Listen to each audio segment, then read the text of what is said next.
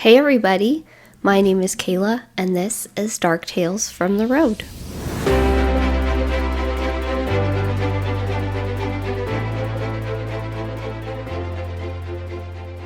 Alright, thank you everybody for joining me today.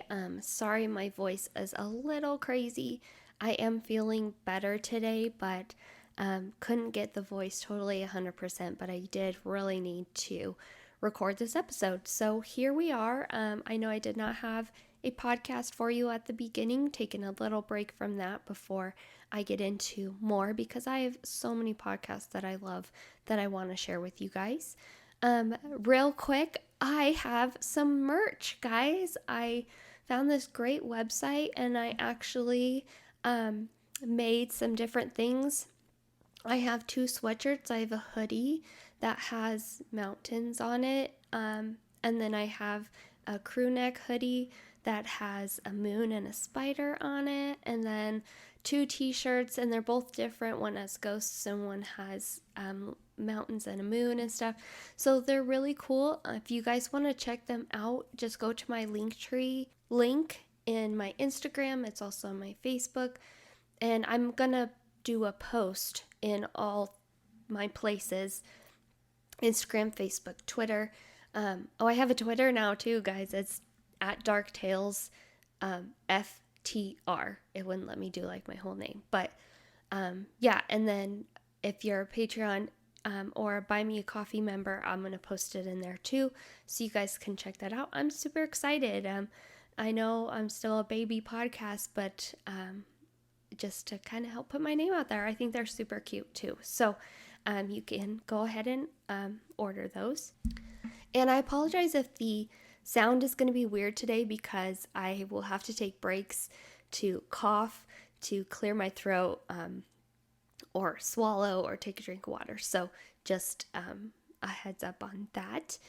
But other than that, I got a new chair, you guys. I love it. It rocks back and forth. Oh, you can still kind of hear it. But then I keep moving. I'm sorry. My husband got this desk for me. It's bigger. It's perfect. So I'm in a really good setup right now. So I'm very excited to record today. We're going to be talking about the Crescent Hotel. And it is in Arkansas. It's in Eureka Springs, Arkansas, and I'm pumped about this one because it is super scary. There's a lot of good stories, and I learned about Arkansas and Eureka Springs, and I really enjoyed researching this one. So why don't we go ahead and get started? If you're new here, I'm going to do a little history about Arkansas, a little bit of history about Eureka Springs. I really like to know where we're at in the world. Right now I'm just doing US states, but once we're done with that, I'm going to expand all over the place. So I'm very excited about that. And then we'll get into the topic of the day. So let's start with Arkansas. So it became its own territory in 1819 from the Louisiana Purchase, and actually became the 9th state to secede from the Union, and then got its statehood in 1836. Arkansas, its economy with plantations. It was very heavily reliant on slave labor. After the Civil War, it became a very poor rural state. Their economic base was agriculture and cotton production, so very heavily on plantations and slaves, but it was very, very poor after the Civil War. In the late 19th century, that is when Jim Crow laws started to come into effect, and definitely became the segregation of the African American population until that was the legislation was passed in 1960. And that a huge part of that was in 1957 when Little Rock Central High School became major national attention when the federal troops were actually deployed to that campus to majorly enforce the integration of that school. A fun fact, although it was not an official national park until 1921. The territory that's now known as Hot Springs National Park was set aside by Congress as a U.S. government reservation in 1832, which is crazy because that's 40 years before Yellowstone National Park was established as the first national park. So in reality, Hot Springs National Park was the first, but they hadn't really started the whole national park thing until Yellowstone, when they were starting to explore different parts of the U.S., and at these hot springs, the average temperature is 143 degrees Fahrenheit, which is awesome. And it's actually been used as for like healing and therapeutic baths and stuff like that. The Ozark National Forest, which is in Arkansas, covers about 1.2 million acres and has more than 500 species of trees and plants. Arkansas is also the national leader producer of rice and poultry, and they actually can grow nearly every single crop that is produced in the United States except for citrus fruits, which is pretty crazy. And the state actually started to see more prosperity. After the Civil War, they were very poor, but during World War II in the 40s, things really took off. And then a huge part of that was when Walmart opened in the 1960s in Bentonville, Arkansas. And obviously we all know what happened with Walmart, and it would later, it's one of the world's largest companies by revenue, which is crazy. Even the Broncos got bought. I know they got bought by a group, but it's part of the Walton family and the Walmart family, all that. It's pretty crazy. Sorry, my watch is not on silent. Oh, it wants me to buy popcorn. I'm okay right now. Okay. So now let's go into the city that we're going to go into, which is Eureka Springs. Really, really cool city, guys. I'm excited. I would love to go here. So Eureka Springs Historic District is actually on the National Register of Historic Places, and it was put on there in 1970. I'll reference shows that I watched, like Ghost Adventures, and pictures that I saw. It is really cool. It's actually very crazy how it's set up with, like, it's in the mountains and the hills and the streets are all crazy. It has a lot of character. These buildings were actually built with a lot of inspiration from the Victorian era, so they're very stylized. There's a lot of different architecture that influenced these, and it's really cool to see all of them in the historic district. When building these buildings, they used a lot of natural elements. In these buildings, there's a huge part of them, and it makes this district super unique. So there are, like I said, there's houses and buildings that are literally scattered all over this mountain, and they're like clinging to the mountainsides. It's really crazy. Or there's some like nestled in gorges. It was very much constructed to adapt to its terrain instead of like tearing down all of these to make flat surfaces for all this. My husband's in construction. I can only imagine them trying to build these. And like my husband was on a job in the city of Blackhawk, which is a big gambling town. And they are like nestled in between these mountains, like very much so. So it's pretty crazy watching them build within the mountains, build with the mountain instead of just, destroying all of it, So actually in this area, there's about 200 buildings, and they were built in the 1890s, just the 1890s. Like 200 of these buildings were built at that time. Again, very characteristic of the Queen and Victorian era, even though it was not built within the period of the Queen Anne and Victorian style. So 100 of this, and then there's another 116 buildings that were constructed in the 60s, and it was kind of the second period of growth in the city that brought in a huge wave of tourists and outdoors activities and stuff like that. So the town of Eureka Springs is really built around these natural springs that are a part of the area. So a lot of early visitors to Eureka Springs would come for the healing powers of the natural springs. Like in the 1830s, they would actually camp around the springs in tents and wagons and other shelters. Sorry, my dog decided to bark. My kids are gone, but the dogs still decide they need to be loud too. So, they would make makeshift shelters and stuff, all to camp around these springs.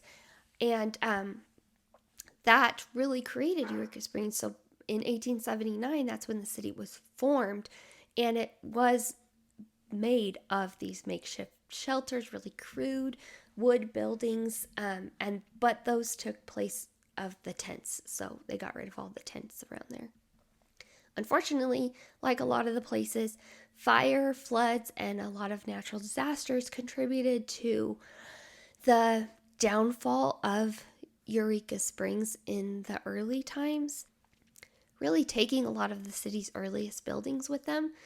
But by the 1880s, new and more substantial structures were being built, and that's when the height of the city's population were coming in, and it was kind of turning into a quote Victorian health resort during the 1890s, and that was like the character that the city took on at that time.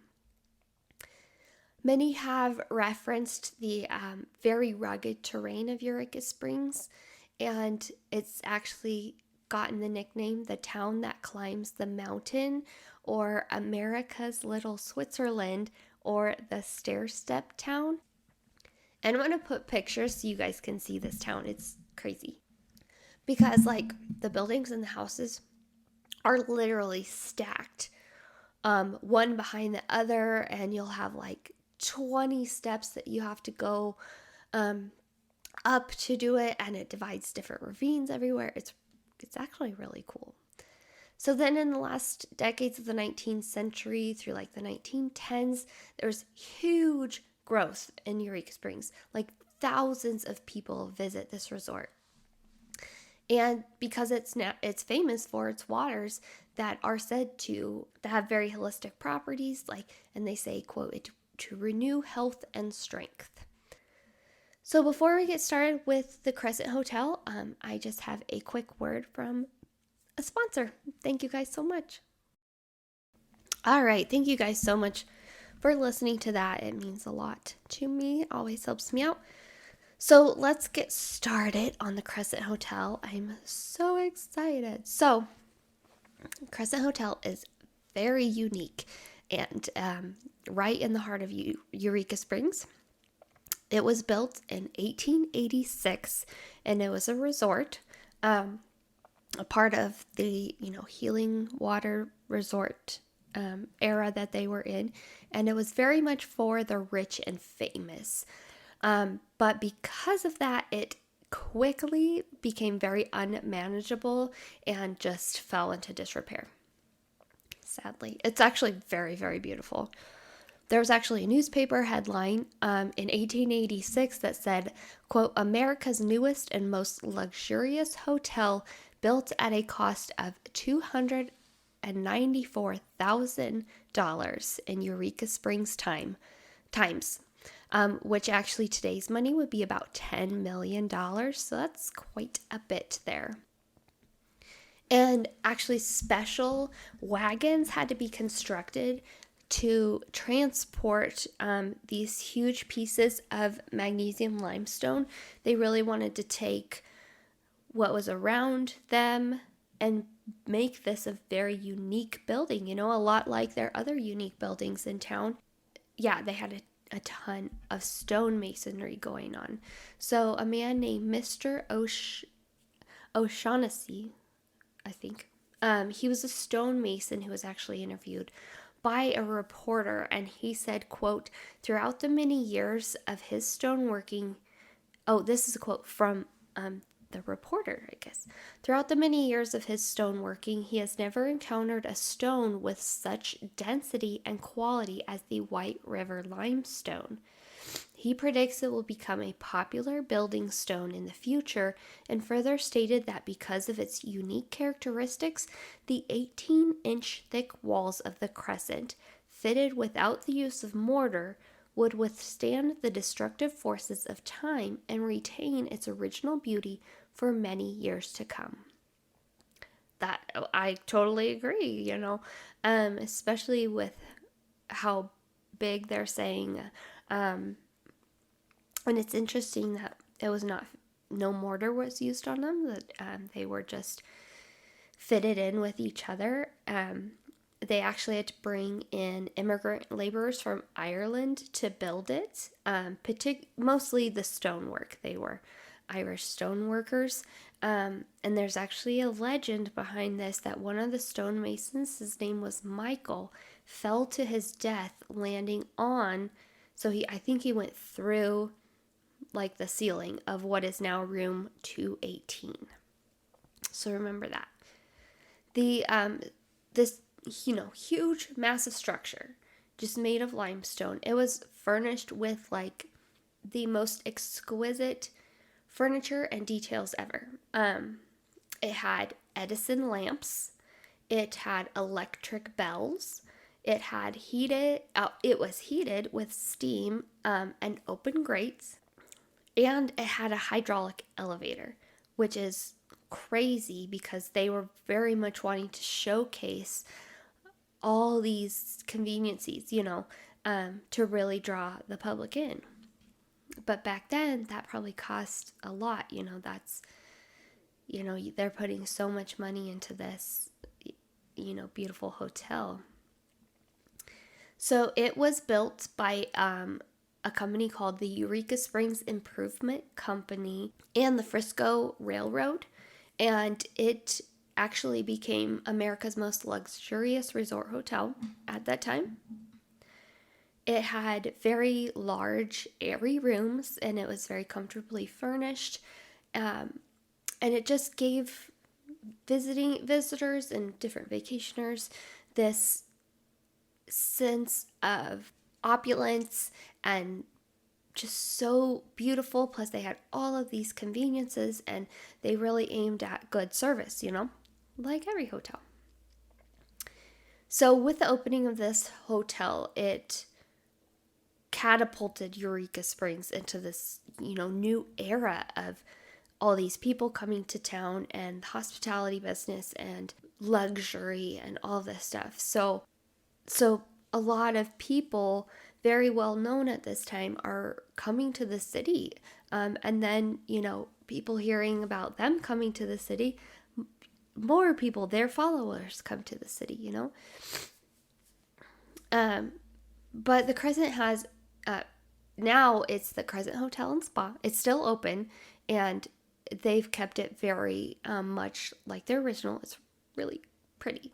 Has a really crazy history. So, on the 4th floor of the hotel are actually the historic archives. You can, as a guest, you can actually go in there and read about the hotel at its very early times, and a lot of it comes from the Eureka Springs Times newspaper that has all the stories, and you can also view different artifacts that were collected through all the years that the Crescent had been open. So I think that's really cool. A lot of places like that, you don't really see that. So they're very big on their history. They embrace it, So, like I said, it had become unmanageable. There was a lot that went into managing a very high-end hotel, and they couldn't keep up anymore. So it went into disrepair. But in 1908, actually reopened as the Crescent College and a conservatory for young women. Unfortunately, this closed down in 1924, but then again reopened as a junior college in 1930. And then that closed in 1934. Like, sadly, these just don't hang around there. It was leased as a summer hotel. I don't know who owned it at the time, if the institution still owned it, because it says it was leased, but I don't know who was running the hotel, or if it was, named the same, all that stuff.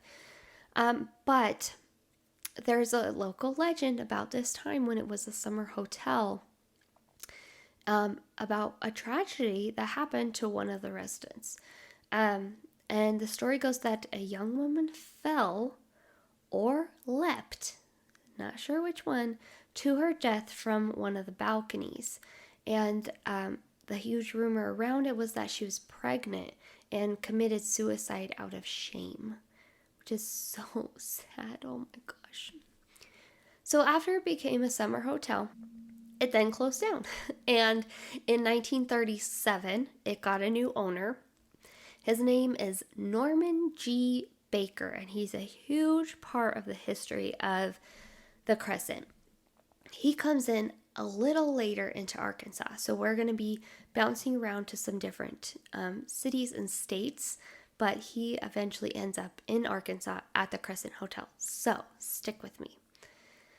So in 1937, he turned it into a hospital and a health resort, the Crescent.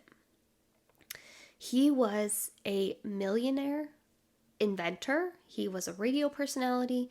He was a self-proclaimed doctor with no medical training.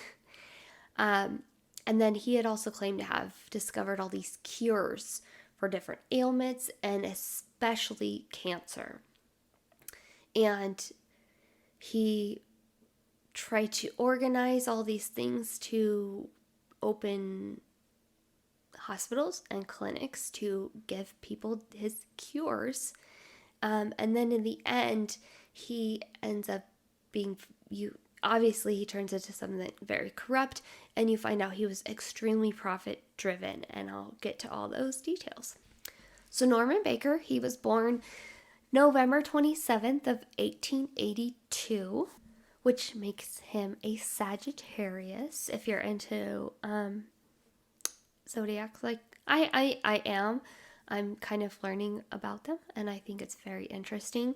I am an Aquarius, but I actually don't know very many Sagittarius. So Norman G. Baker was a Sagittarius, just so you guys all know. I don't know what I'm getting at. So he was born to a very wealthy family in a small town along the Mississippi River called Muscatine, Iowa. He was actually the 10th child in the family, and he was the last child. So he was the 10th and last. And his parents were very prominent in the community there. His father's name is John Baker, and he had reportedly patented 126 inventions, and then his mother, Frances, was a writer. In 1898, he was 16 years old, and he actually quit high school to take a job as a machinist. So like I just said, Baker left high school after his sophomore year. And his early adult years, he was a tramp machinist. And yes, that means trampolines. And he would see all these like vaudeville acts, magicians, and he actually decided to organize his own traveling circus, you could call it, which starred a mind reader. And the mind reader's name was, quote, Madame Pearl Tangley, and it was played by multiple actresses. Like, it wasn't always the same person. I'm sorry, my voice is starting to get raspy. Baker actually married one of the actresses, but ended it in annulment. So he toured for like 10 years. So there's a lot of information about Baker and the hotel. So I could have gone into like ridiculously massive, in-depth reporting, but I'm just going to give you a rundown about him. It's still a lot, but hang in there with me. This guy's crazy, and the Crescent is awesome. So he toured for 10 years with multiple women who performed as Madame Tangley. He actually came back to his hometown in Iowa in 1914, and he patented this invention called the air calliophone. Calliophone. I think it's calliophone. It's a portable organ run by air pressure that can be heard for a quarter mile. It was played with air rather than steam, making it much more efficient. And he sold the first one for $500, which in today's money is $15,000. Like that's kind of crazy how much he sold that first one for. Then he made 2 more, and they were sold immediately. Suddenly, his traveling circus business, it didn't attract him anymore. He quit altogether and started manufacturing his new invention. That was in 1915. So he quit theater. He actually divorced his wife also at that time and devoted his whole time to this invention.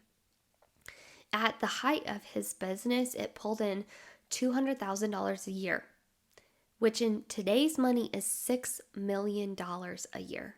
That's insane how much money he was making. In 1924, he actually decided to go into the field of radio broadcast. It was becoming a really big thing, and so he was getting in at the height of it, He asked his hometown in Iowa for a permit for a station, and because of that, it would actually make his town extremely famous across the entire Midwest. It started in 1925, and the call signal was KTNT, and it was chosen as that because he named it Know the Naked Truth, KTNT. And he was a big promoter and announcer, and he was very well-spoken, and he'd been in the theater at the time and circus types. And so he really knew how to capture a crowd. You know what I'm saying? I almost want to say manipulative, but yes, he is manipulative as the story goes on. So, but his radio show really started to get to people. They were agitated by it. They didn't like it. And a lot of it came from other broadcasters at other independent stations. This was before broadcasting was regulated. And so it all got messed up. It was like really hard to understand. But he was not a well-liked personality at that time. So he had opened more Tangley art schools and drawing schools. He actually published a TNT magazine. He was later the president of the Progressive Publishing Company, which was the publisher of the Daily Midwest Free Press, which it said in this article, quote, it was meant to undercut other newspapers, which Baker asserted were part of the conspiracy against him. So he starts becoming very paranoid. He actually operated a traveling campaign bus with a calliope. I keep saying calliophone. This article said calliope. I'm going to look up what it looks like, because I can't believe I didn't even look it up. Calliope is actually a Greek god. Oh, okay. So it's like a wagon that plays music. It's like a huge organ on the back of a wagon, so you pull it with a horse, so it kind of looks like those Wells Fargo wagons. And then it has all the horns and stuff, and then the steam would make music. Okay, not an accordion, guys. I'm glad I looked that up. Finally. He also was very demanding as a speaker for a lot of causes that he was very close to, I would say, in its region. An example is he denounced mandated cattle TB tests, water fluoridation, vaccines, and also aluminum cookware, which he claimed caused half of all cancers. He preached a, quote, fiery, populist message full of anti-intellectual, anti-Semitic, and anti-Catholic rants. He saw conspiracies everywhere. His business competitors and unsympathetic newspapers were publishing lies about him, trying to shut down the truth. So, very paranoid, as you can see. So, but as he keeps going, he becomes a very prominent figure in the community. A lot of it had to do with his radio station because it gave him this huge audience, and then KTNT became one of the most popular radio stations in the Midwest. And it said that, like, on weekends and holidays, thousands of people would gather at his radio station to hear his broadcast. And he would let the crowds come in. He'd have like live entertainment and food and he would charge for it, but it says it was at a fair price, of course, which it doesn't say what the price was. So as it grew popular, Norman's attacks on a lot of his beliefs and, the passions he had for some of these things, he started making very baseless personal attacks on a lot of the prominent men around, and he considered them his enemies. On his show, he was accusing them of everything, and it says from adultery to drunkenness. And that was a big turning point because it started to turn people against him. There was a big backlash against the radio station, against him, that he was going way too far. He even went so far in 1929, he actually denounced the American Medical Association, claiming he had the cure for cancer. And, he was very rich, and he was a prominent citizen, and he stayed there in Iowa. But in 1929, he decided to choose a different path that eventually became his ruin. It killed him. Not literally killed him, but okay. He went to a cancer clinic in Kansas City by a doctor named Dr. Ozias. And he was a crazy doctor, like a quack. He also claimed he had a cure for cancer, but it was a secret. And it actually was a blend of herbs and spices that had like corn silk, clover, ground watermelon seeds, and water. And they would inject people with this.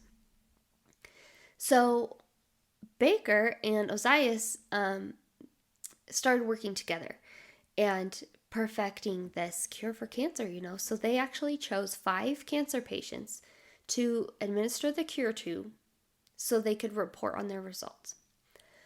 Not shockingly, they all died. All 5 patients died. But that's not what they reported. They claimed that all 5 of them miraculously recovered. Like at his radio stations, Baker would openly perform a demonstration. It's called an open air demonstration of his cures. And he would even cut away part of a man's skull in front of a crowd of people. Can you imagine if that happened today? Oh my God. But this man is insane. But he wanted to go even further. He wanted to be taken seriously. And, just doing these demonstrations wasn't going to cut it. So December 1929, he opened the first Baker Institute in Muscatine, Iowa. And he claimed he could cure everything from constipation to varicose veins to cancer. And then he had staffed the hospital with chiropractors, osteopaths. This is, quote, diploma mill MDs. So I'm not sure what that is, but it seems like generic doctors. I don't know. And he would call them the quote and put this in their heads that they were, quote, the masters of their profession. And he also promoted this very heavily on his radio station. So he planned to publish an article when his business opened to his magazine called TNT about his findings. In there, he again talked about aluminum products causing cancer, and he had warned that cancer was not curable through operation, radium, and x-rays. He had the new cure, and he would refer to his surgeons as cutters, which is disgusting. Norman's cure was non-surgical. It actually was a series of injections that would eat the cancer without harming the surrounding tissue. That's what he says. And that, quote, the public could rest easy that there is someone who could cure cancer without carving them up. But there was a huge problem. His test patients started dying. Like I said earlier, the first one actually passed away in November of that year.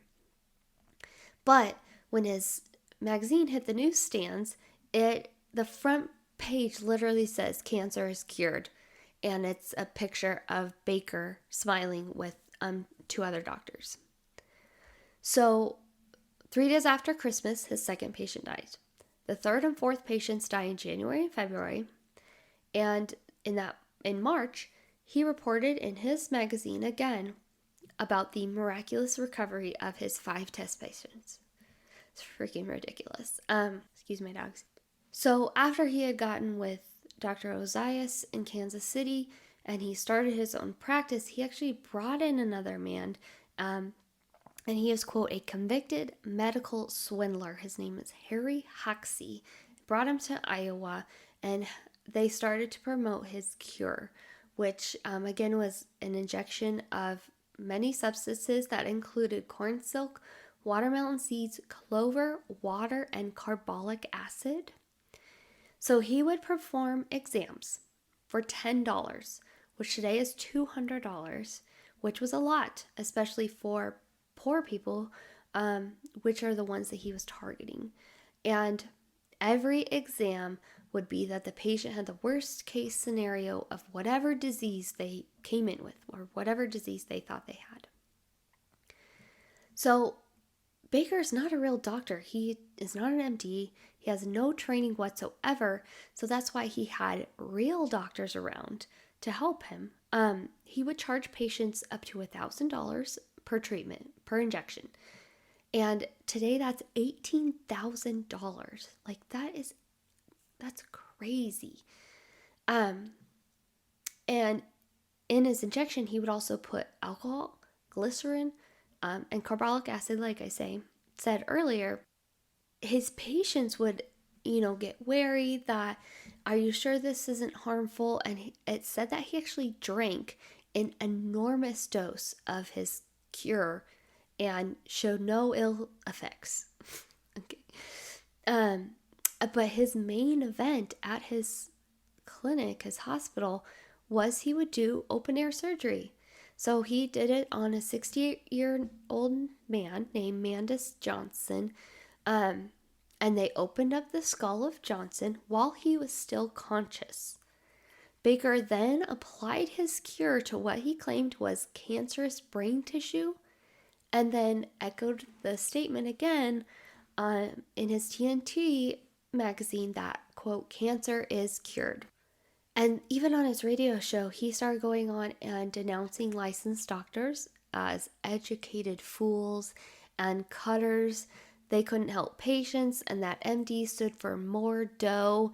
But then at that same time, the Journal of the American Medical Association published a story accusing Baker of all of his crazy ideas being incorrect. So again, he denounced the AMA. He called them American Meat Cutters Association. And a worker there named Morris Fishbein actually stated, quote, Baker has even claimed that the AMA offered him $1 million for his cancer cure with the intent of forcing it from the market so that patients could be compelled to resort to surgery. $1 million is $18 million today. He's claiming the AMA wanted his cure. And so then Baker got pissed and attacked Fishbein, and he called, they attacked him because he was Jewish and sued him for libel and defamation. This man is insane. So here's a patient report. In the spring of 1930, John Tunis's wife Lula was dying of cancer. In his private moments, he must have alternately begged God not to take his wife and cursed him for letting her suffer such a cruel end. By the end of May, Lula was running out of time. John placed her and their dwindling hopes in the hands of a man named Norman Baker. They prayed he could provide the cure that the medical establishment could not. And by all appearances, they had no reason to hope. Norman Baker was the founder of the Baker Institute in Muscatine, Iowa. He was a flamboyant medical maverick with a new cure for cancer. Always dressed in a white suit and a lavender tie, he owned a radio station with the letters KTNT, which stood for Know the Naked Truth. He took to the airwaves and declared war on big business and the American Medical Association. He believed that organized medicine was corrupt and chose profits over patients. He preached the gospel of alternative medicine. He was a self-proclaimed champion of the common man against the ownership class. He was on the Tunis's side and he had a cure. It is doubtful that John and Lula could have known much about the background of their savior, that he was a former vaudeville magician turned inventor, turned millionaire businessman, turned populist radio host, turned cancer doctor without a day of medical training in his life. They couldn't have known that Norman's magic elixir was nothing more than a useless mix of watermelon seeds, brown corn silk, alcohol, and carbolic acid. They clearly didn't know that all Norman Baker had to offer was excruciating pseudo-treatment and a betrayal of their last hope. But in time, they learned. John Tunis would later testify in court against Norman Baker. She took the needle treatments. She told me it was awful that 5 or 7 needles a day were stuck into her. They would hold them there until the medicine ran out. She said it didn't do much good. She said she wanted to go home and she was getting worse. She was in terrible shape when she left the Baker Institute and went down in bed right away. Lula was dead by Christmas. Although tragic, Lula's story is far from unique. It could be interchanged with hundreds of other desperate cancer sufferers who came to Norman Baker looking for a cure but found only suffering and death. It was the way of things at Baker's hospitals in Iowa and Eureka Springs in Arkansas for nearly a decade. There was an injunction that was filed for him practicing medicine without a license, and he also got in trouble because of his open air demonstrations that he was doing, which would draw thousands of people. And then they would also urge people to buy different products that he sold. So a trial began in 1930, and at that time he actually fled to Mexico to be in exile during this time. He actually returned from exile in 1937. He served 1 day in jail and paid $50 of contempt of court. So after all of his court problems and everything, he left Iowa and ended up in Eureka Springs, Arkansas. July of 1937, he purchased the Crescent Hotel and advertised it as his new health resort. And again, he had a cure that was primarily drinking the area's natural spring water. The Crescent had definitely fallen apart. The Chamber of Commerce, the Bank of Eureka, and the Daily Times all really looked to Baker to help rejuvenate the town. With him being able to buy it, it was abandoned at the time. He bought it for $40,000. In today's money, it's about $825,000. So honestly, it was a steal, you know? He planned to turn it into a radio station, pharmacy, and a sanitarium. And he promised the Chamber of Commerce that he would run a national ad campaign for the new hospital so it would guarantee more visitors. But for him, it was just looking at the money part. So Baker spent about $50,000 renovating the Crescent Hotel, which is today's money is about $1 million. He painted the interior, but in like carnival colors, especially lavender, because obviously it's his favorite. He moved a bunch of his staff and like 140 patients from Iowa to Eureka Springs. And then he also launched $1 million ad campaign about the fresh air that he called Crystal Healing Waters. And that's about $20 million. That's a huge ad campaign. And like he had before, he promised very desperate sick people that he had the miracle cure that would make them well.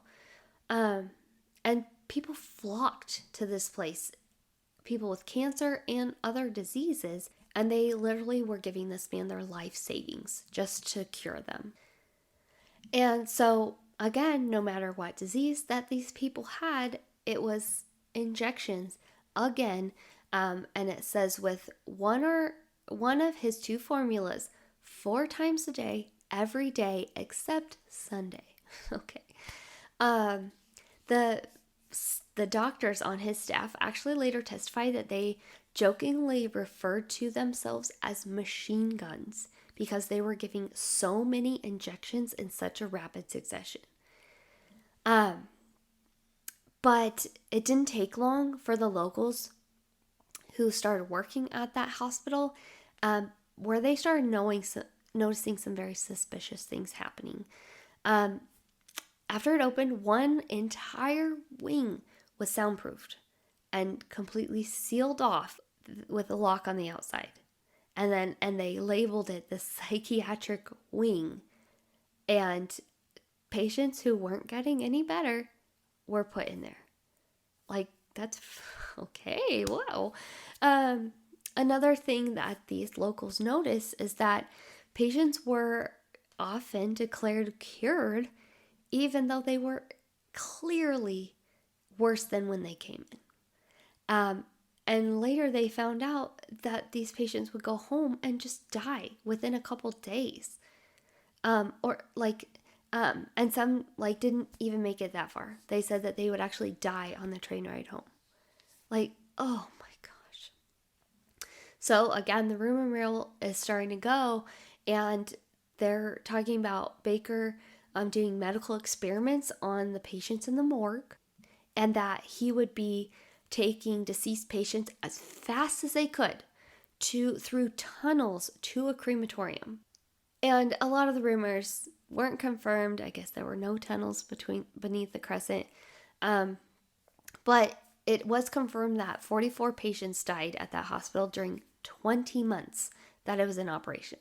That's all it was in operation for.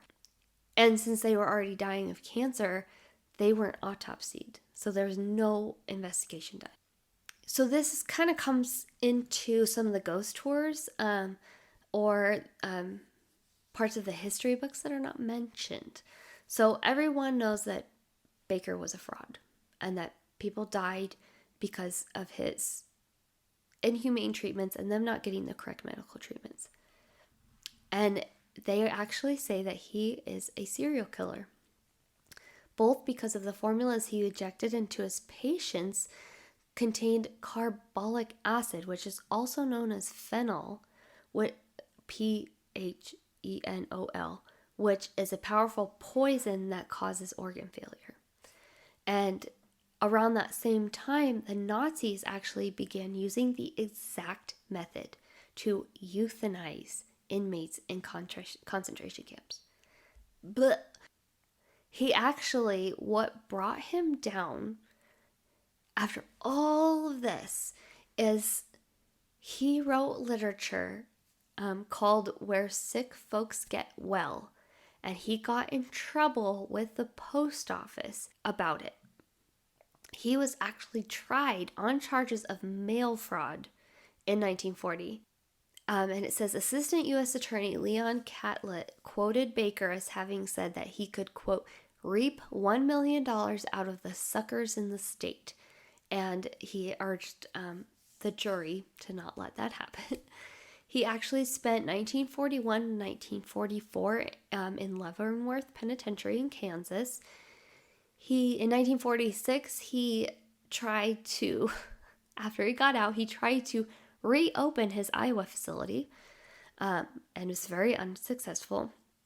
And then after that, he lived in a 3-story yacht owned by a railroad magnate, Jay Gould, and there on that yacht, he died of cirrhosis of the liver in 1958, and he was buried in Iowa next to his sister. So Baker never claimed to be a doctor, but he really distrusted everything. Science, education, he huge on like Jews and Catholics. He was very paranoid his entire life. And they even found in Eureka Springs that his office was sealed off in bulletproof glass, and he kept 2 submachine guns within easy reach in his office. Like, oh God. In the end, they do say that he was probably the greatest showman who ever lived. Though he was a massive narcissist and in the end, a serial killer who destroyed, not only his town in Iowa, but the Eureka Springs in Arkansas. Okay, sorry, that Norman Baker's a big deal when it comes to the ghostly part of things. So now we're going to kind of get into some of the more spooky stuff and ghostly stuff. I'm sorry this is a long episode, but I got very into this episode. So then the Crescent Hotel was left ownerless until 1946. It was purchased by Dwight Nichols, and in 1967 it nearly burnt to the ground. Like, I'm glad it didn't, because it's gorgeous. In 1997, Marty and Elise Roenick purchased the hotel for $1.3 million, which today is $2.4 million. And there was a 6-year renovation of all the hotel rooms. Sadly, Marty died in a car crash in 2009, but Elise is still the hotel owner. And when they purchased it, the hotel was not great. It was in terrible shape. But they purchased it because of the history there, and they are very big preservationists. They really wanted to help bring it back to life. Especially, it's a huge part of the historic district. So in 2009, very creepy, a groundskeeper accidentally unearthed a cache of buried bottles containing human tissue. And archaeologists actually identified these as being Baker's patients. And now they actually display the bottles in the basement's former morgue. And so when you take a ghost tour, you can go down there and they're all still there, in their liquid, and everything is, ugh. They call the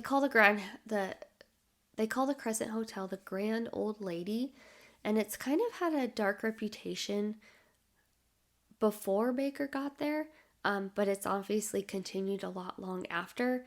A guest has said in 2017 they walked out of the bar, fell over the staircase railing inside the hotel, and fell 4 stories to his death. Ugh.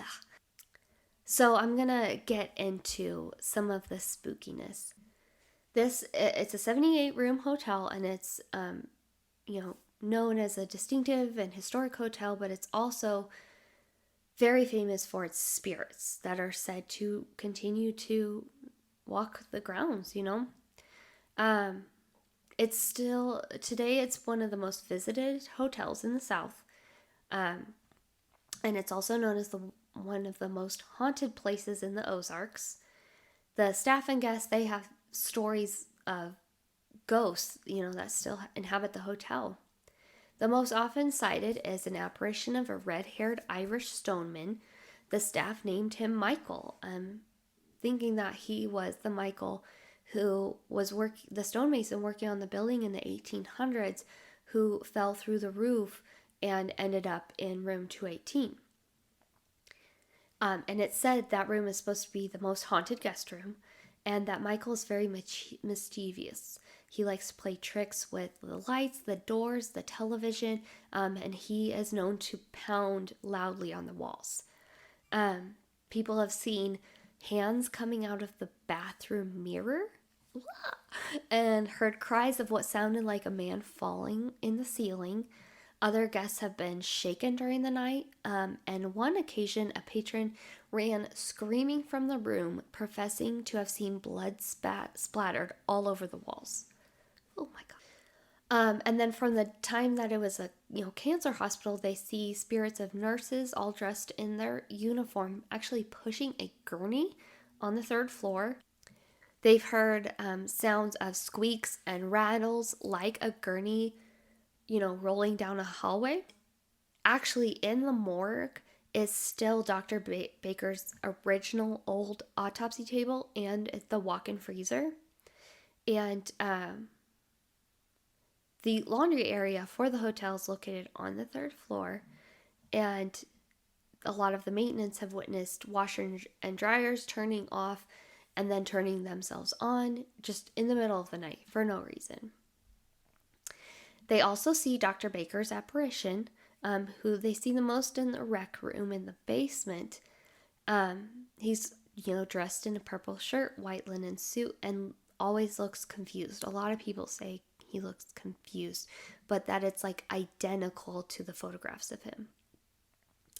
There was an antique switchboard that was utilized at the hotel, but it actually kept receiving phone calls from the empty basement. And so they, the old switchboard was done. And in that basement, they kind of believe it's, some of the helpless patients that, were dying, and he told them they were going to cure them. And they believe that's who's down there, making these weird calls.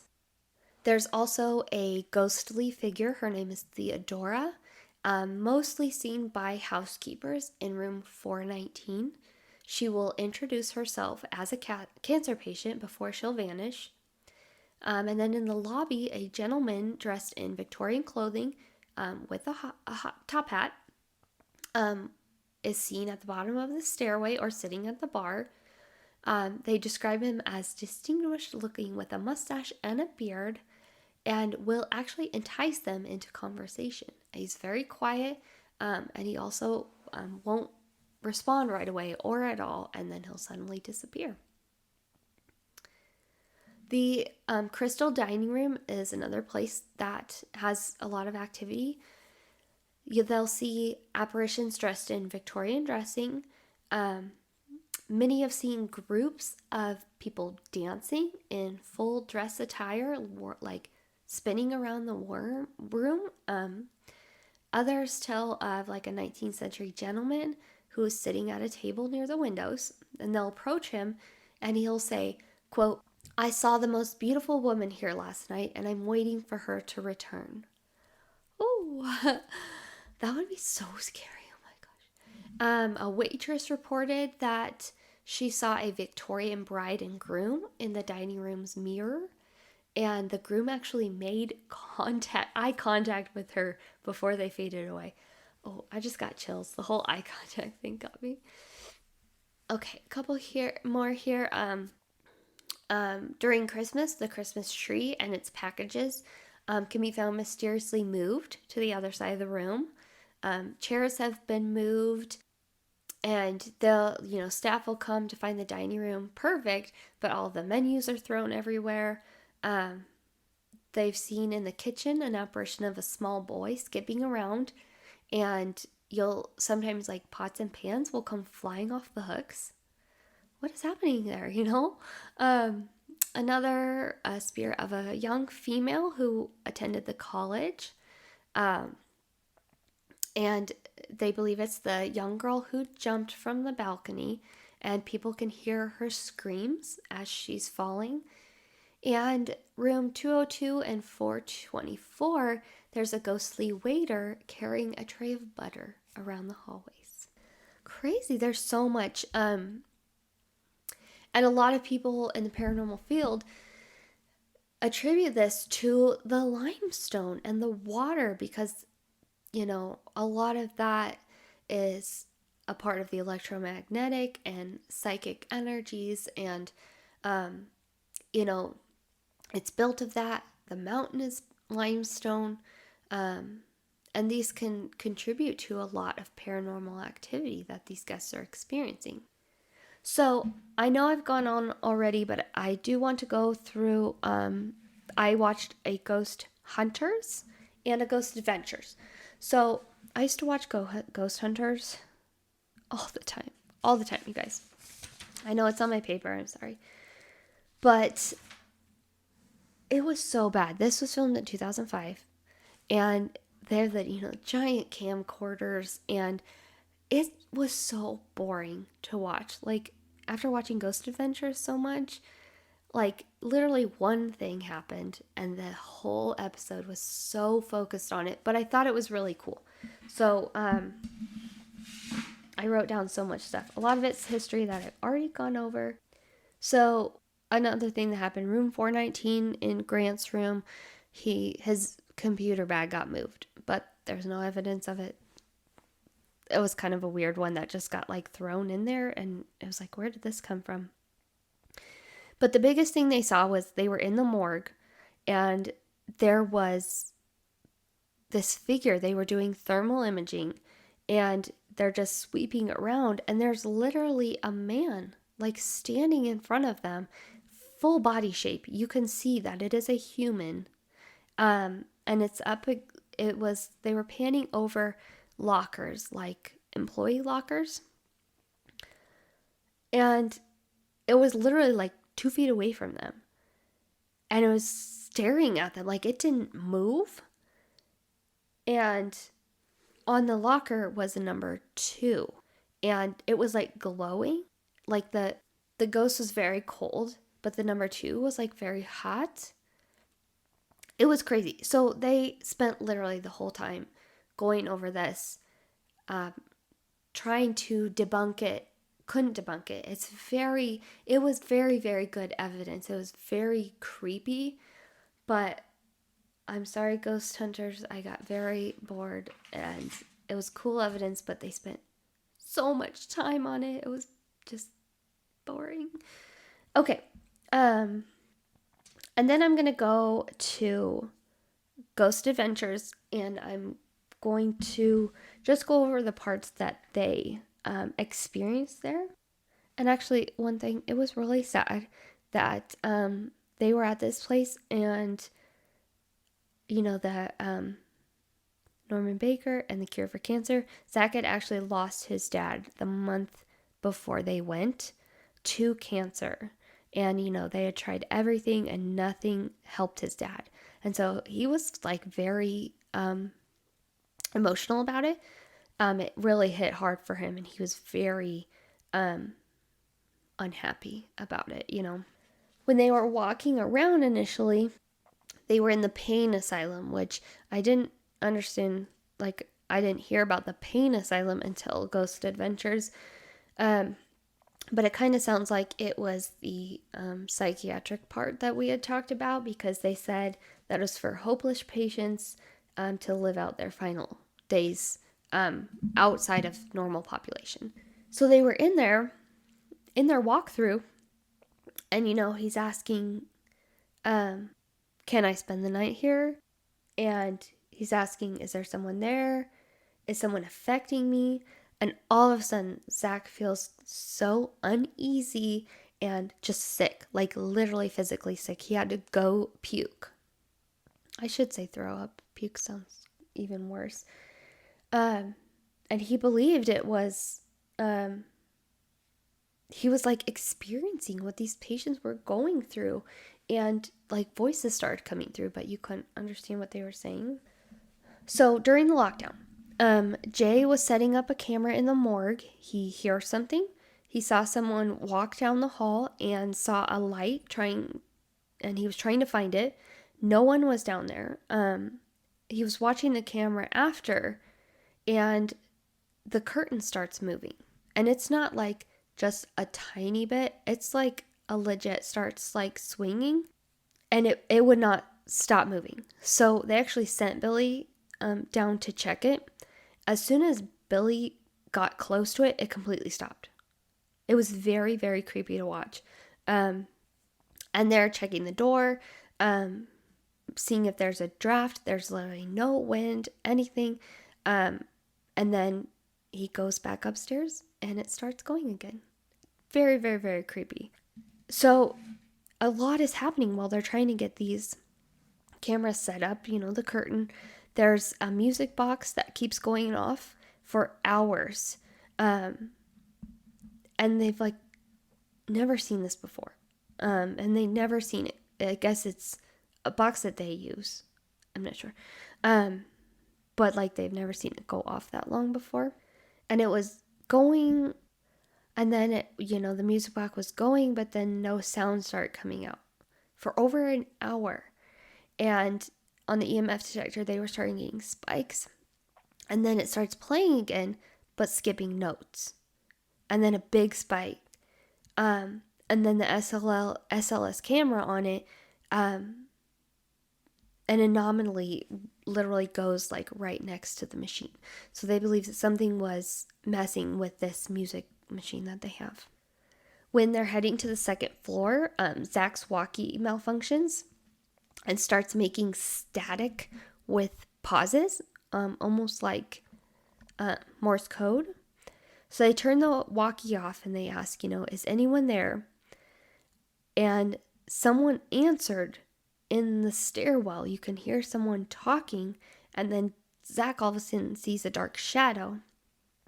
He's very creeped out because the room he was standing near, he could hear a guy mumbling in the room and saw a black shadow figure going down the hall. Then they see a mist and it manifests, and then all of a sudden on the EVP it says, "Help me," a male voice. And where he heard the voice and everything was room 218, where they were trying to talk to Michael.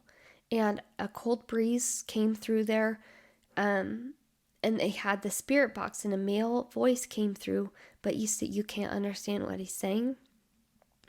Zach's neck all of a sudden gets scratched, and he like freaks out. But then when they look, there's nothing there. But he was like, I felt it. It hurt so bad. They go back into the hallway to talk to Baker, and they get sounds on their camera that sound like gurney wheels. And then they get like pipes, and it's very, very creepy sounds that come through. Sorry if this is discombobulated. I wanted to kind of get through this because it's already a long episode, and my throat is getting a little crazy. And so they, the third floor, which was the pain asylum, they said that many have passed out, and there's a lady of the mist there that will manifest. They had the thermal going, and they were on an intercom down the hallway while asking questions. There were no answers, and Zach all of a sudden gets this massive pain, and a female voice comes through that says hello. So they decide to split up. Jay and Aaron are asking questions, and they immediately got very, very sad and emotional. Zach and Billy get super dizzy. Both of them start going crazy off balance, and Zach actually has to lay down. And on their EVP, a voice comes through that says, "Hey, Billy," and it's a man.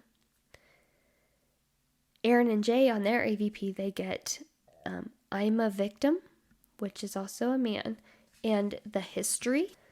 So through the rest of the night, they're using a ton of equipment. They're getting continued anomalies, crazy sounds, lots of static that's lower and then louder, and loud noises and clanking. and they get, EVPs that say spirits, and Alice and Norman, and I guess Alice is a part of it. So it's crazy. There's so much happening. And so that was a really good episode to watch because so much happened. It was like constant noises, seeing something. The curtain was scary. The voices were scary. So it was a really good one. So this is so long. I apologize. But the Crescent Hotel in Eureka Springs, Arkansas is a must go. I would love to go there someday. I've never been to Arkansas. And it sounds so haunted. When you look at the pictures of it, it is beautiful.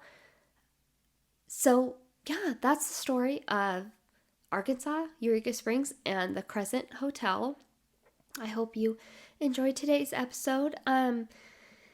If you guys could go on to Spotify, Apple, wherever you listen, and rate and review the podcast, I would love that. And definitely tell your friends.